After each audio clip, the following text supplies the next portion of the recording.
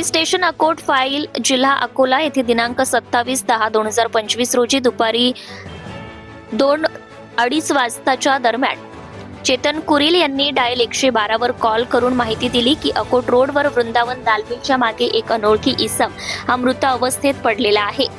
वरून ड्युटी अधिकारी पोलीस हवालदार रोहिदास वानखडे BN 262 व सोबत पोलीस स्टाफसह नमूद घटनास्थळी जाऊन पाहणी केली असता एक इसम वय अंदाजे 40 ते 45 वर्ष हा अंगात फक्त कथिया रंगाची अंडरवियर व त्या अनोळखी इसमाच्या बाजूला त्याचे पॅन्ट टी शर्ट व बेल्ट दिसून आला। नमूद अनोळखी इसम हा त्याच्या शरीरावर माती लागलेल्या अवस्थेत होता।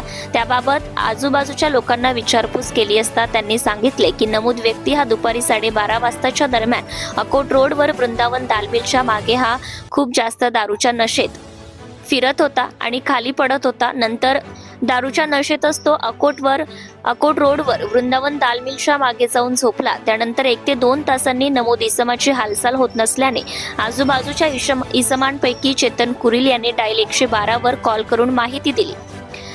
त्यावरून पोलीस स्टाफसह जाऊन आजूबाजूला पाहणी केली व वृंदावन दालमिलचे सीसीटीव्ही फुटेज पाहिले असता सीसीटीव्ही फुटेजमध्ये नमूद इसम हा दारूच्या अवस्थेत इकडे तिकडे फिरताना आणि पडताना दिसला।